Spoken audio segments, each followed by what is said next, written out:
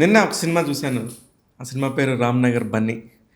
అసలకి attitude star అని చెప్పేసి మొదటి సినిమాతో పెట్టుకోవడం ఏంటో, ఈ కథ ఏంటి, ఈ హడావుడి ఏంటో, ఎలా ఉంటదిరా బాబు అని చెప్పి భయపడతా థియేటర్‌లోకెళ్ళాను. కట్ చేస్తే సినిమా నిజంగా మెస్మరైజింగ్ ఉంది. అతను ఏ స్టార్ అని పెట్టుకుంటాడో అయన్నీ పక్కన పెడితే చాలా బాగా చేశాడు. అంటే పర్ఫెక్ట్‌గా ఉన్నాడు. ఒక కుర్రోడు ఫస్ట్ సినిమాతో ఇంత చేయగలడు అనిపించాడు. అలాంటి చేపిచ్చడానికి, అంత కథని నడిపించడానికి మనకి కెప్టెన్ ఆఫ్ ద షిప్ కావాలి. ఆయనే ఆ సినిమాకి శ్రీనివాస్ మహత్. నాకు శ్రీనివాస్ మహత్ అని తెలీదు. బట్ శ్రీనివాస్ మహత్ అని పెట్టారు కాబట్టి శ్రీనివాస్ మహత్ గారికి ధన్యవాదాలు చెప్తూ, ఆ సినిమాకి చూసిన ఎమోషన్‌లో మనోడిని ఇంటర్వ్యూ చేద్దాం అనుకున్నాము. ఒకసారి ఆయన అనుభవాలను ఒకసారి మనం మాట్లాడదాం. నమస్కారం. నమస్తే సార్. శ్రీనివాస్ మహత్ గారు. ఎలా ఉన్నావు బాబు గారు? First class sir. First class.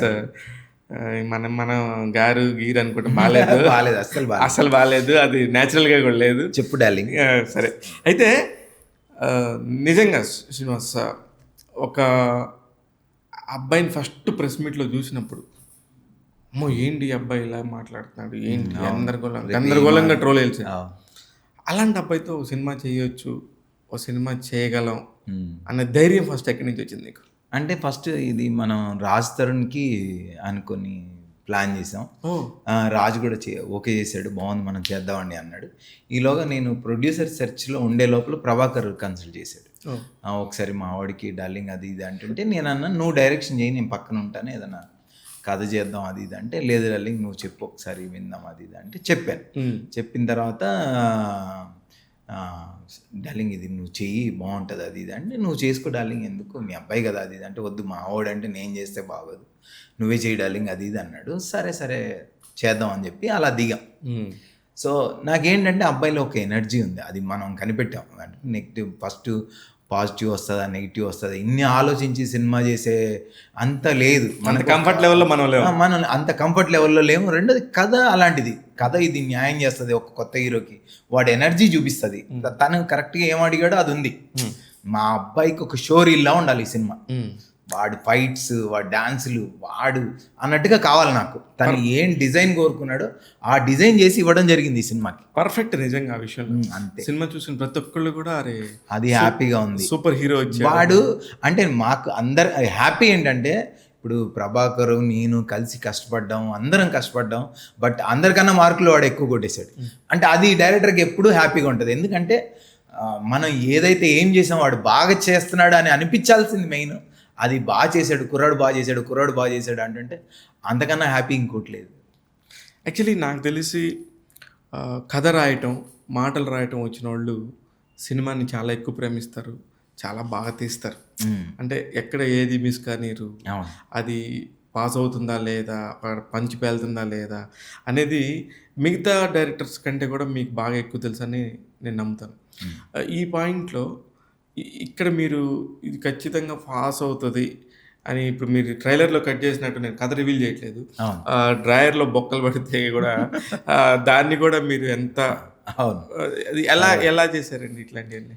ఇవన్నీ మనకి అంటే ఫస్ట్ డే నుంచి నాకేంటంటే ఎంటర్టైన్మెంట్ అంటే ఇష్టం. నేను చేసిన పండగ చేసుకో కానీ, భౌనా బ్రదర్స్, చందన సిస్టర్, బెండప్పారావు, బలుపు, డాన్సీను, ఎన్ని సినిమాలు కూడా నేను చేసిన అన్ని ఎంటర్టైన్మెంట్స్ ఎక్కువ చేశాను.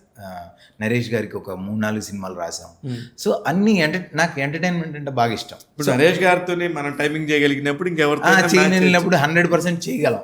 సో తని మనం చెప్తుంటే ఎదుటి వాళ్ళు ఫస్ట్ నవ్వారు అంటే అందులో ఎంటర్టైన్మెంట్ ఉన్నట్టు. మనం చెప్పేటప్పుడే నువ్వు మాత్రం నవ్వుకుంటున్నావు, అవతలడు నవ్వలేదంటే ఇంక అందులో ఏం లేనట్టు. సో తను ఏం కోరుకున్నాడో, ఏ డిజైన్ కోరుకున్నాడో ఎంటర్టైన్మెంట్గా అది మనం ఇవ్వగలం అనే ఒక నమ్మకం ఉంది. అది ఇచ్చాం, అది హ్యాపీ. కానీ ఇప్పుడు ఏదైనా కూడా ఒక కమర్షియల్గా వైబుల్ అయితేనే ఆ సినిమాకి సంబంధించి వర్కౌట్ అవుతుంది. అవును.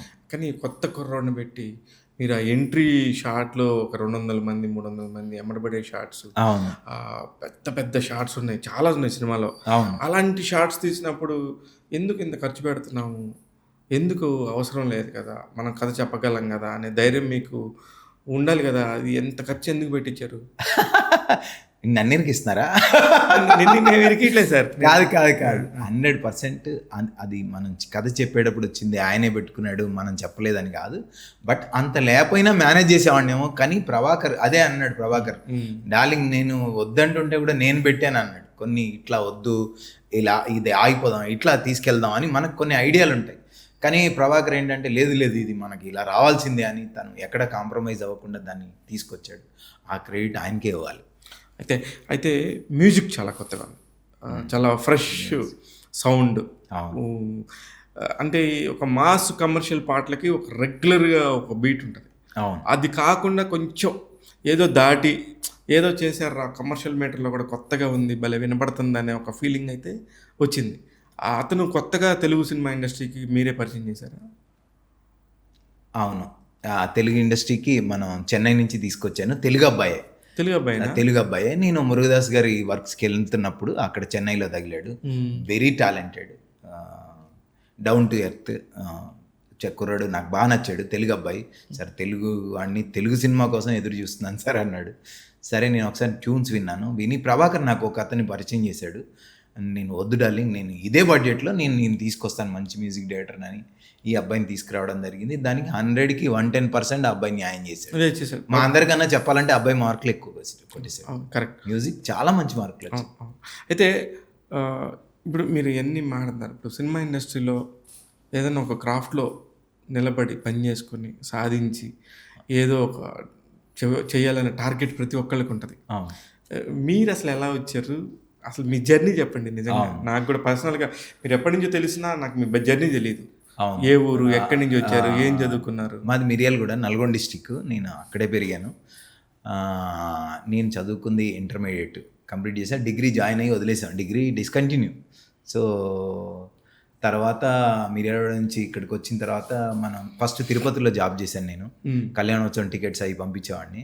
రోజు దేవుడికి దండం పెట్టుకుని, వెంకటేశ్వర స్వామికి పెట్టిన అప్లికేషన్ అనమాట ఇది. ఆయనకి దండం పెట్టుకుని ఎలాగైనా ఫీల్డ్కి వెళ్ళాలి అనుకునేవాళ్ళం. ఒరే పోరా బాబు అని ఒక 2 సంవత్సరాలు 3 సంవత్సరాలు ఆయన దగ్గర పెట్టుకుని పంపించేశాడు ఇక్కడికి. నేను రావడమే పోలీసు దేవా 2 సినిమాలకి రాశాను. మన శ్రీహరి గారి, ఆయనే ఫస్ట్ అవకాశం ఇచ్చారు. నాగేశ్వరరెడ్డి గారి, కేఎస్ నాగేశ్వరరావు. 2 సినిమాలు సూపర్ హిట్. తర్వాత శ్రీహరి గారి సినిమాలు హనుమంతు, వరుసగా అవన్నీ వర్క్ చేసిన తర్వాత ఓన్లీ శ్రీహరి గారి సినిమాలే రాస్తాడరా అన్నట్టుగా ఒక ప్రింట్ పడింది. అయ్యో అది కాదే, మనం ఎంటర్టైన్మెంట్ కూడా రాస్తాం కదా అని చెప్పి మళ్ళీ ఎటు వెళ్ళాలంటే మళ్ళీ నరేష్ గారి సినిమాలు, మళ్ళీ కామెడీ, అటు టైమింగ్, మళ్ళీ వరుసగా నరేష్ గారి సినిమాలు చేశాను. ఎన్ని సంవత్సరాలు అయింది వచ్చి ఇండస్ట్రీకి? నేను వచ్చి 15 years అయిపోయింటుందిగా, 15 పైన అయింది. సో నెక్స్ట్ ఇంకెవరు అట్నుంచి మళ్ళీ రవితేజ, రామ్, పండగ చేసుకో కథ, తర్వాత నాగార్జున గారి డమర్కం, ఇట్లా అది అట్లా కెరియర్ ఒక్కొక్క స్టెప్ వేసుకుంటూ వచ్చాం. కానీ మీరు ఇలా చెప్పేశారు, కానీ ఎక్కడొకక్కడ ఒక బీజం ఇండస్ట్రీకి రావడానికి మిర్యాలగూడకి తిరుపతిలో కళ్యాణోత్సవం టికెట్లు అమ్ముకునే, అంటే టికెట్లు అరేంజ్ చేసే మీకు ఎక్కడో కనెక్షన్ ఉంటుంది కదా ఇండస్ట్రీకి వచ్చే కనెక్షన్. ఆ ప్యూర్ కనెక్షన్ కరెక్ట్గా చెప్పండి. అది కనెక్షన్ కరెక్ట్గా చెప్పాలంటే పరుచూరి బ్రదర్స్. రక్తంతో దమ్ము చేసి గుండెకాయలతో ఇత్తనాలు నాటిన చేతులమ్మ అవి శరదంబ అనేవాడు.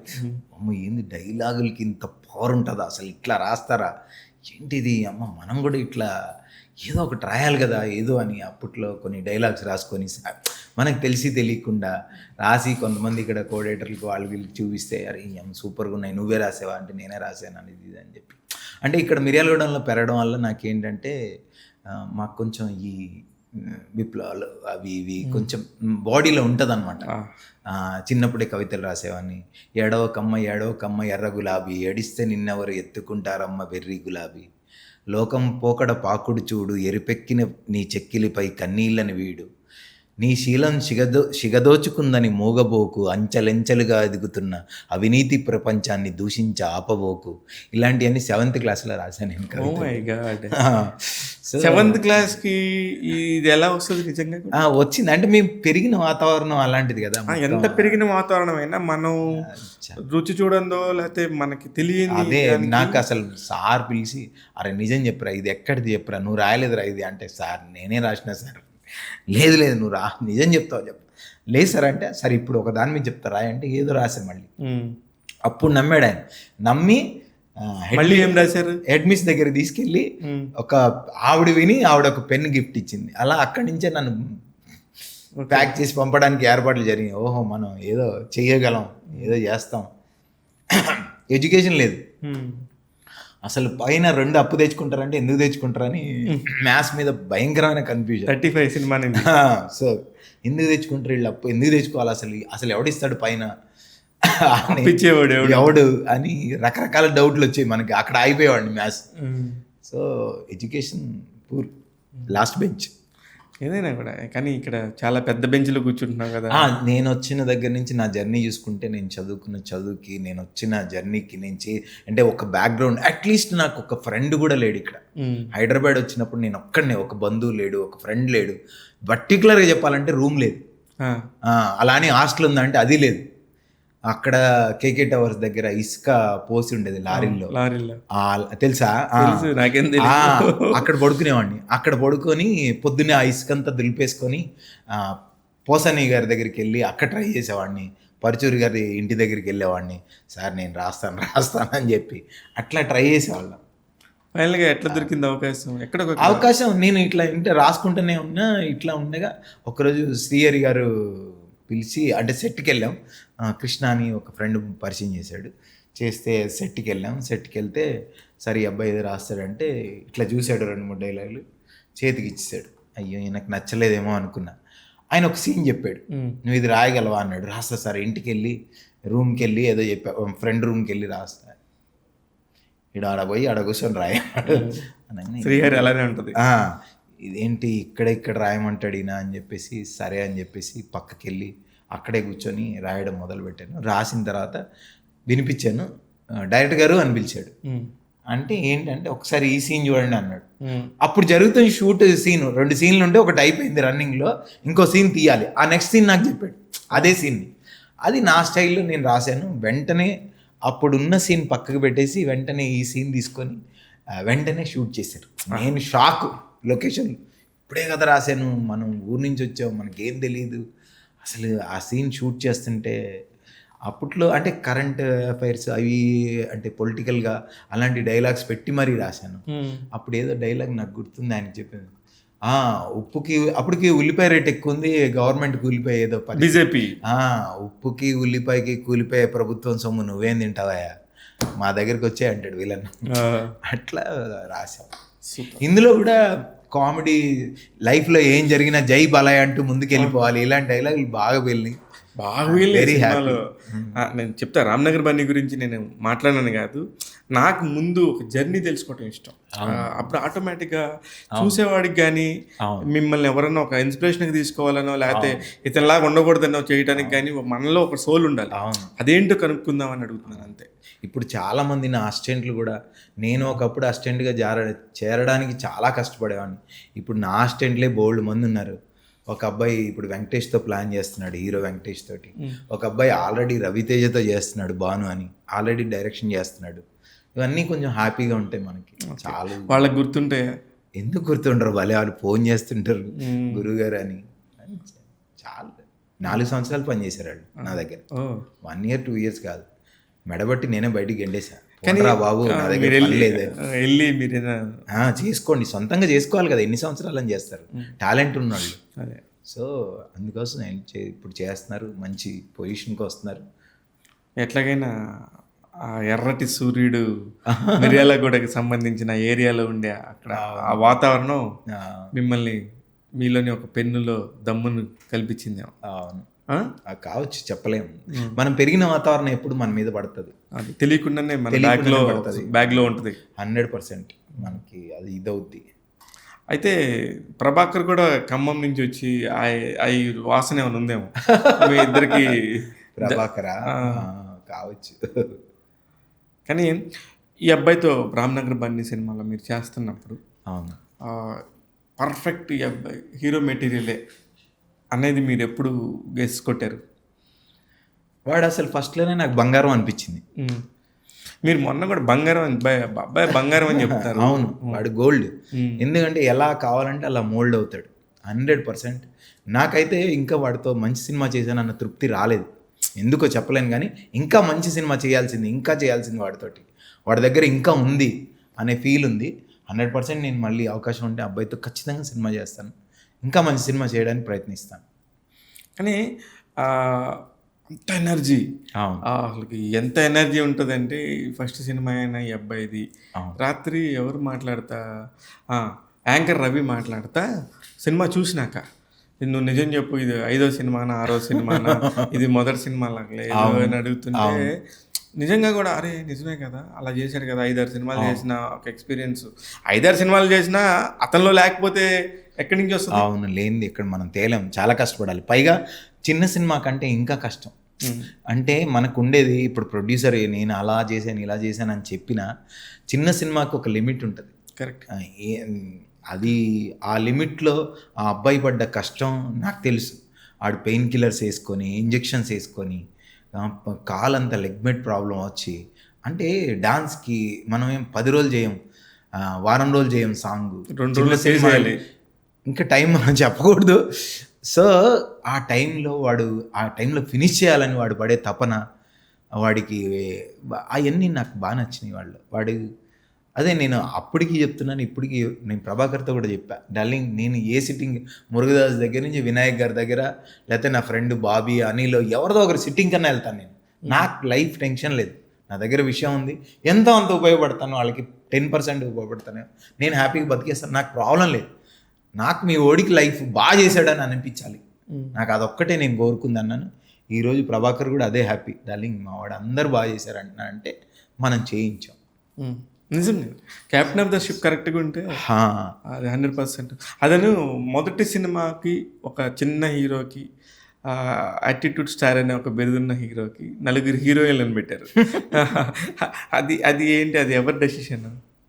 నాదే. నేనేంటంటే కొంచెం అబ్బాయి ఒక్కడే కదా, అంటే కొత్త అబ్బాయి, కొంచెం కలర్ఫుల్గా ఉండాలి సినిమా అనే దానికోసం ఉంది. అది కాకుండా కథలో ఉన్నారు కూడా 4. మీరు చూసారు కదా, ఎవరిని వేస్ట్గా పెట్టింది లేదు. సో 4 అట్లా ప్లాన్ చేసాం, సరదాగా ఉండాలి. మీరు చూసారు కదా ఐమాక్స్ దగ్గర కానీ బయట కామన్ ఆడియన్స్. నేను ఇంకొక విషయం చెప్పదలుచుకున్నాను దీంట్లో, నేను ప్రామిస్ చేసి చెప్తున్నాను, నాకు అవసరం లేదు. నా ప్రభాకరు కొంతమంది అంటే ఎవరు తెలీదు, వాళ్ళు ఇన్ఫ్లుయెన్సర్స్ బయటకు వచ్చి చెప్తారు కదా, ఒక 10-15 వేలు అడిగారు ఆ నైట్.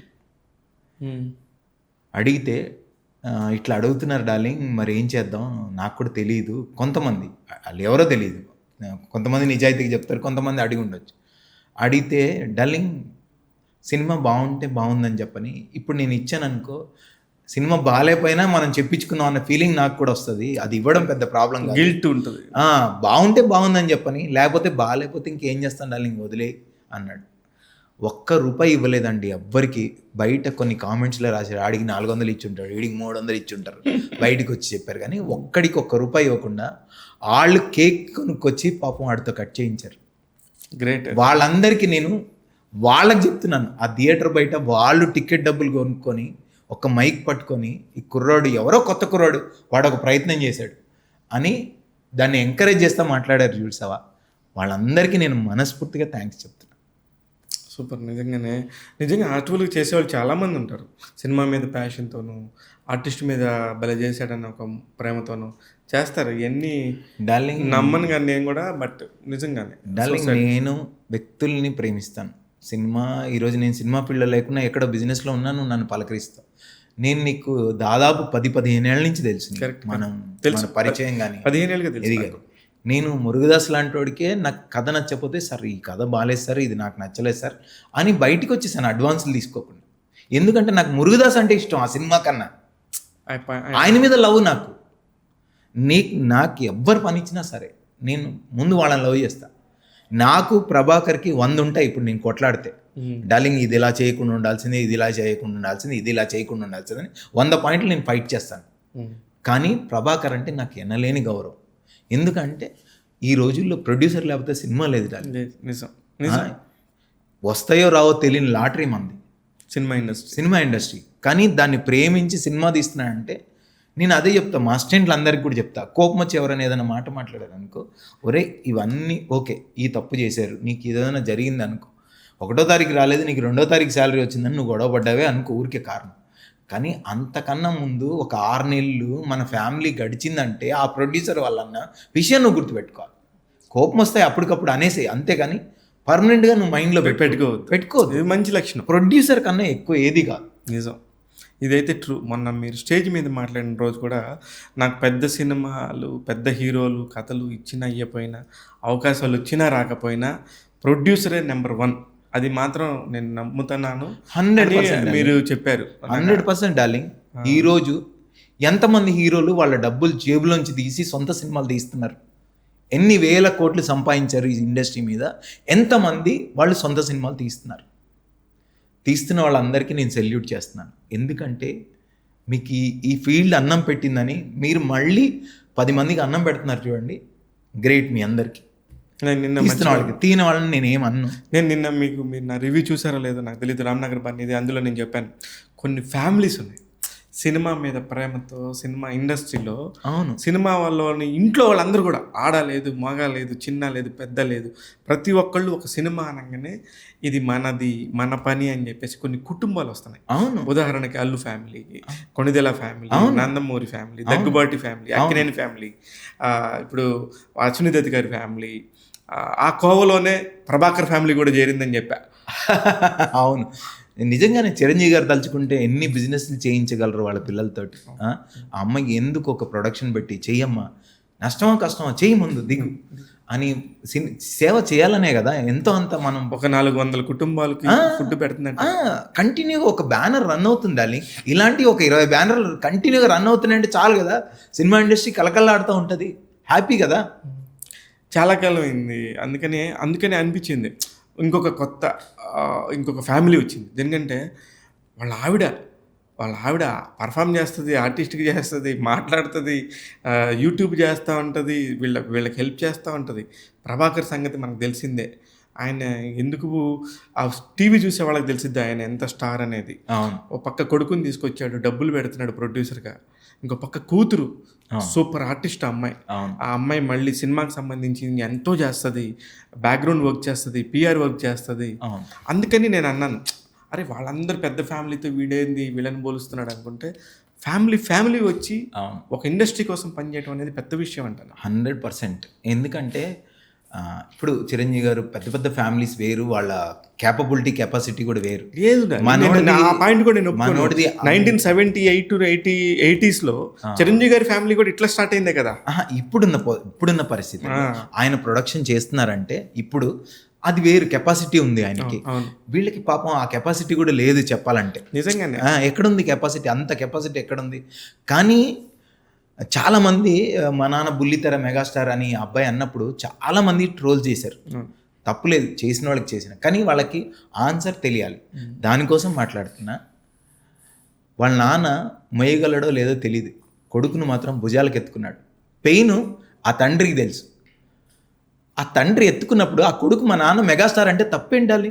నిజం. ఆ కొడుకు అన్నాడు డార్లింగ్ తండ్రి గురించి, అరే నువ్వు ట్యాబ్లెట్ వేసుకోకపోతే నీ కొడుకు, ఎదిగిన కొడుకు కనీసం వేసుకున్నావు ట్యాబ్లెట్ అంటే వెళ్ళిపోతాడు తప్ప, నీకు ట్యాబ్లెట్ కనీసం నాన్న నువ్వు ట్యాబ్లెట్ వేసుకున్నావా, నేను ఉండు ఎలా ఉంది, జ్వరం ఉందా అని చేయి పెట్టి చూడు డార్లింగ్. అలాంటి కొడుకులు కొన్ని లక్షల మంది ఉన్నారు ఇంట్లో తండ్రిని పట్టించుకున్నాడు. వాళ్ళ మీద వీడు బెటర్ కదా. తండ్రిని పొగుడుతున్నాడు, తప్పే ఉంది, వాడి తండ్రిని వాడు పొగిడాడు. మా నాన్న మెగాస్టార్ అన్నాడు అనుకొని ఏంటి నష్టం? ఆ కొడుకు ఆ తండ్రి మెగాస్టార్ అయితే ఏంటి డార్లింగ్? నువ్వు ఒక మెగాస్టారు, ఆడొక ఇది అని ట్రోల్స్. కానీ ట్రోలర్స్ కూడా చెప్తున్నా, చాలామంది కొంతవరకు వాడిని అర్థం చేసుకొని చాలామంది వాడిని అర్థం చేసుకున్నారు. ఇంకా అనేవాళ్ళు అంటుంటారు డార్లింగ్, అది మనం పట్టించుకోని అవసరం లేదు. కానీ చాలామంది పాపం అంటే కొంతవరకు ట్రోలర్స్ ఏముంటుందంటే వీడికి తెలియదేమో, కొంత తెలియజెప్పాల్సిన అవసరం ఉందని కూడా చూస్తారు. కరెక్ట్. వాడు ఏంటనేది పూర్తిగా అర్థమైనప్పుడు చాలా వరకు వాడికి మారినాయి. అది ఫస్ట్ సాంగ్ ఎప్పుడైతే మీ రామ్నగర్ బన్నీది సాంగ్ రిలీజ్ అయిందో, అవును, కింద కామెంట్స్ మొత్తం పాజిటివ్గా, అవును, అరే వీడు ఏదో చేసేటట్టే ఉన్నాడు, వీడు యాటిట్యూడ్ స్టార్ కాదురా, ఏదో ఉంది విషయం వీళ్ళు, ఇలా మెసేజెస్ అన్ని రావటం స్టార్ట్ అయినాయి పాజిటివ్గా. సినిమా చూసిన వాళ్ళు ఇంకా పాజిటివ్గా మాట్లాడుతున్నారు. నేను అదే చెప్తున్నా. చంద్రాస్ గురించి కూడా నేను అనుకుంది నేను పూర్తిగా చేయలేక ఒక 70% చేసి ఉండొచ్చు, కానీ ఆ అబ్బాయి అనుకుంది మాత్రం 100% చేశాడు. సూపర్. 100%. కానీ ఎందుకు మీరు పదే పదే నేను 70% చేయగలిగాను అనేది ఆ లైన్ దగ్గరే ఉంటున్నారు? ఏ సినిమాకైనా ఆ అసంతృప్తి ఏ డైరెక్టర్కైనా ఉంటుంది డార్లింగ్. ఇంకా ఇలా ఉంటే బాగుండేది, ఇలా ఉంటే బాగుంటుంది. పైగా ఇద్దరం కొట్టుకు దొబ్బే ఇద్దరు క్రియేటర్లు ఇక్కడ. ప్రభాకర్ నేను అలా అంటే నేను ఎడ్డమంటే ఆయన తెడ్డమంటాడు. ప్రభాకర్ ముందే చెప్పాడు మా ఇద్దరి మధ్య క్రియేటివిటీ ప్రాబ్లమ్స్ వస్తాయని. సో నువ్వు వేసుకున్న చొక్కా నాకు నచ్చదు, నేను వేసుకున్న చొక్కా నీకు నచ్చదు. బట్ ఇద్దరం కలిసి ఈ ప్రాజెక్ట్ని తీసుకొచ్చాం. నాకెంత ఉందో అంతకు డబుల్ ఈ క్రెడిట్ ప్రభాకర్కి ఉంది. నేను అందులో అసలు నిస్సందేహంగా చెప్తా. కానీ ఇప్పుడు ఒక చిన్న రైటర్గా ప్రారంభమైన మీ కెరియర్లో ఇప్పుడు రెండు సినిమాలో 3 సినిమాలో డైరెక్ట్ చేశారు. అవును. అందగాడు అనే సినిమా కూడా రాజ్ తరుణ్ కెరియర్లో వన్ ఆఫ్ ది బెస్ట్ సినిమాల్లో అదొక బెస్ట్ సినిమాల్లో ఇప్పటి వరకు కూడా ఒక ప్రొడ్యూసర్కి డబ్బులు వచ్చిన మంచి సినిమాగా అది ఉంది. డెఫినెట్గా. అంటే ఆయన చేసిన చాలా సినిమాలు చేశాడు. ఫస్ట్ ఉయ్యాల జంపాలతో ఒక మంచి పైగా బ్లైండ్ క్యారెక్టర్ వచ్చి ఛాలెంజింగ్ క్యారెక్టర్ చేశాడు. దానిలో నుంచి కామెడీ తీసుకురావటం మంచి మంచి అటెంప్ట్. దాని తర్వాత మళ్ళీ ఈ మధ్యలో ఏదో కరోనా టైంలో సకల గుణాభిరామ అనే ఒక సినిమా ఏదో చేసినట్టు, రైట్? చాలా కాలం తర్వాత ఇది. ఈ గ్యాప్స్ ఎందుకు వస్తాయి డార్లింగ్? గ్యాప్స్ అంటే నేను సిట్టింగ్స్కి మురుగదాస్ గారి సిట్టింగ్స్ ఉంటే మురుగదాస్ గారి, ఈ మధ్యలో వినాయక్ గారిది ఒక ఫిలిం, అది ఫీడింగ్ కోసం. ఫీడింగ్ అంటే మన వర్కే అది. ఏదైనా ఇప్పుడు నువ్వు ఫోన్ చేసావు, డార్లింగ్ మంచి కథ వచ్చింది, నువ్వు మంచి కామెడీ డైలాగ్స్ రాయాలి అర్జెంటుగా అంటే, ఆ కథ వినగానే నాకు నచ్చింది, నేను ఎందుకు ఎఫర్ట్ పెట్టను? నాకు రాయడం ఎంత ఇష్టమో తీయడం అంతే ఇష్టం, రెండు ఇష్టమే. నేను వచ్చింది వచ్చాను, రాయడానికి ఎందుకు ఆలోచిస్తాను? సో అలా మధ్యలో సినిమాలు కళ్యాణ్ రామ్ది 360 అదేదో ఉంది, అదేంటి హిట్ అయింది ఆ సినిమా 118 సారీ 118కి వర్క్ చేశాను. Screen play side, dialogue side, మధ్యలో స్టార్టింగ్లో మనోడికి మన బింబిసారాకి వెళ్ళాను, మనోడికి వేణుకి వశిష్ట, అవును సారీ మనోడి పేరు మార్చాడు, వశిష్టకి. అట్లా రకరకాలుగా ఏ వర్క్లు ఉంటే అటు ఎవరైనా పిలిస్తే. కానీ ఒక రూమరు ఇది నిజమా కాదు, తమిళ్ వాళ్ళనే తీసుకుంటారు టెక్నీషియన్స్ని, తమిళ్ వాళ్ళనే ఇష్టపడతారు అనుకునే టైంలో మీరు పదే పదే మురుగదాస్ గారితో మీకున్న స్నేహం నాకు తెలుసు. ఆయన మిమ్మల్ని నమ్మి సిట్టింగ్స్లో మిమ్మల్ని కూర్చోబెట్టుకొని మిమ్మల్ని డైలాగ్ రాయమన్నప్పుడు ఇది కాదు కదా అనే ఒక ఫీలింగ్ ఏమైనా ఉందా? అట్లే అంటే 100% వాళ్ళకి ఆ ఫీలింగ్ అయితే ఉంటుంది. ఎవరికి ఏ లాంగ్వేజ్ మీద మమకారం వాళ్ళకే ఉంటుంది కదా. ఇదేంటి మనం ఇంతమంది ఉండగా వాడికో ఫ్లైట్ టికెట్లు వేసి ఇక్కడికి ఎందుకు పిలిపియాలని. బట్ ఆయన అవన్నీ చూడరు. నీ దగ్గర టాలెంట్ ఉంది, నువ్వు వచ్చి పని చేయి. నేను డైలాగ్స్ రాయలేదు ఆయనకి, screen play side, story discussion side. మనం ఏదో చేసామని చెప్పడం కన్నా ఆయన దగ్గర నేర్చుకునేది ఎక్కువ ఉంటుంది కదా. ఇప్పుడు సక్సెస్ఫుల్ డైరెక్టర్స్ ఎవరి దగ్గరికైనా మనం వెళ్తున్నాం అంటే, ఎవరైనా ఇప్పుడు నా ఫ్రెండ్స్ అయినా సరే, బాబీ, అనిల్, సమ్ పర్సన్స్, మనం నేర్చుకునేదే ఎక్కువ ఉంటుంది. పండగ చేసుకో కూడా రామ్ గారి సినిమాలో ఆ డైలాగ్స్ అప్పట్లో రకుల్ ప్రీత్ సింగ్ అసలుకి బాగుంటాయి. ఆ సినిమా చాలా హడావుడిగా ఉంటుంది. ఏంటి పిట్టలు ఆ వేసిన రెట్టలు ముఖ్యమా నీకు అని ఉంటాయి సంథింగ్. అవును, అమ్మాయి పర్యావరణం వాటి గురించి మాట్లాడతా, పొల్యూషన్ అని బాగుంటుంది. ఎంటర్టైన్మెంట్ హిట్ అది. ఓకే, అది కూడా. ఇప్పుడు మరి వీటికి సంబంధించి మీరు ఫైనాన్షియల్గా సెటిల్ అయినట్టేనా? ఫైనాన్షియల్గా నేను డబ్బుల కోసం ఎక్కువ నేను చూసుకోకపోయినా నీడ్స్ అంటే ఓకే రన్ అయిపోతున్నాం అంతే తప్ప పోగేసుకొని ఫ్లాట్లు కొని పెట్టి ఇంకా చేయకపోయినా పర్లేదు అట్లేం లేదు. 100% పని చేయాల్సిందే. మనం హ్యాపీగానే ఉన్నాం, ఒకళ్ళు చేయి చాపే పరిస్థితులు లేము, ఓకే నడుస్తాం. నెక్స్ట్ రాబోయే సినిమాలు ఏంటి మీ? రాబోయే సినిమాలు అంటే ఇంకా ఇది రిలీజ్ అయింది కదా ఇప్పుడే, ఈ ఆనందంలో ఉన్నాం. నెక్స్ట్ ఇంకేంటి అనేది చూడాలి. ఇప్పుడు వీటన్నిటి మధ్యలో వచ్చిన బెస్ట్ కాంప్లిమెంట్స్ ఏంటి రామ్నగర్ బన్నీ విషయంలో? రామ్నగర్ బన్నీ విషయంలో అదే నాకు డార్లింగ్, నాకు ఫోన్స్ వస్తాయి కదా, నేను చెప్పాను కదా రెండు రకాలుగా ఫోన్ మన సైలెంట్లో ఉంటుంది. ఒకటి మనం ఫుల్గా ఆ రోజు అందరూ ఫోన్లు చేస్తూ ఉంటే సైలెంట్లో పెడతాం, లేదా ఎవడు చేస్తాడా అని ఎదురు చూస్తుంటాం. ఆ రోజు అంతా ఫుల్గా ఫోన్స్, మంచి టాక్ వచ్చింది బాగుంది అంటున్నారు చూసిన వాళ్ళందరూ, అంటే అది చాలు ముందు. అదే ఇప్పుడు చిన్న సినిమాకి అది తీసుకురావడం ఎంత కష్టం నీకు తెలుసు. డెఫినెట్గా మీరు చాలా కష్టపడ్డారు. నేను సినిమా చూస్తున్న ప్రతిసారి ఒక మంచి డైలాగ్ పేలినప్పుడల్లా మీరు గుర్తొచ్చారు. అది నాకు తెలుసు. అది అది మీ డైలాగే అని పర్టికులర్‌గా అక్కడ రాసి పెట్టుంటది. అవును. దేనికంటే మీరు యాక్ట్ కూడా చేశారు ఈ సినిమాలో. అవును. ఒక చిన్న సీన్‌లో. అవును. ఆ పిల్లోడికి కూడా లైఫ్ వస్తది. శివ అనే పిల్లోడికి కూడా. అవునవును.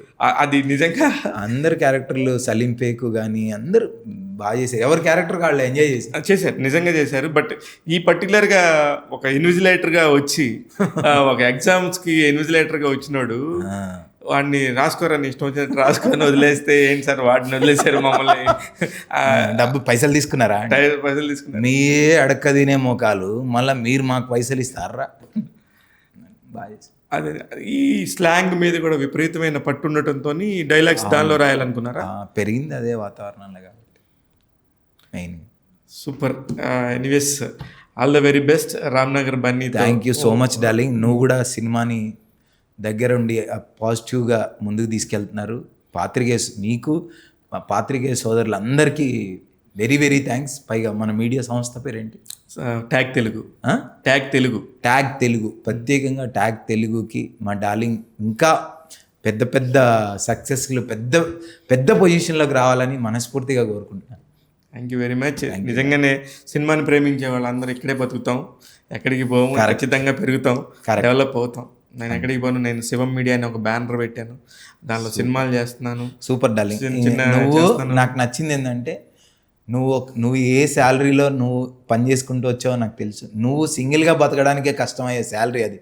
అలాంటి దాంట్లోంచి ఇప్పుడు శివ అంటే ఒక గుర్తింపుతో వచ్చి బయటికి వచ్చి నువ్వు బ్రతికేది కాదు, నీ చుట్టూ ఒక నలుగురిని పోషిస్తున్నావు చూడు హ్యాపీగా. అది చాలా గొప్ప విషయం. నువ్వు ఇంకా నీ ఆఫీస్ ఫుల్ బిజీగా ఇలాంటి ఇంకా పెద్ద ఆఫీస్లోకి నువ్వు వెళ్ళిపోవాలని మనస్ఫూర్తిగా కోరుకుంటున్నాను. Thank you very much. కలుద్దాం. రామ్నగర్ బన్నీ సినిమా నిజంగా చూసిన ప్రతి ఒక్కరు కూడా చాలా బాగా చేశారు. కొత్త వాళ్ళలాగా అనిపించలేదు అనిపించేసి విపరీతమైన పేరు వచ్చింది. ఒక పక్క రైటర్గా దర్శకుడిగా వెలుగొండ శ్రీనివాస్ గారికి విపరీతమైన పేరు వచ్చింది. ఇక నుంచి ఖర్చులు పడతాయేమో చూడాలి. చూస్తూనే ఉన్నాం. అలాంటి మంచి టాలెంట్ ఉన్న వాళ్ళని గుర్తించి ఎప్పుడు మీకు వాళ్ళ గురించి అందిస్తూ ఉంటాను, వాళ్ళ కంటెంట్ మీకు చెప్తూ ఉంటాను. చూస్తూనే ఉండండి ట్యాగ్ తెలుగు. నేను మీ శివమల్లాల.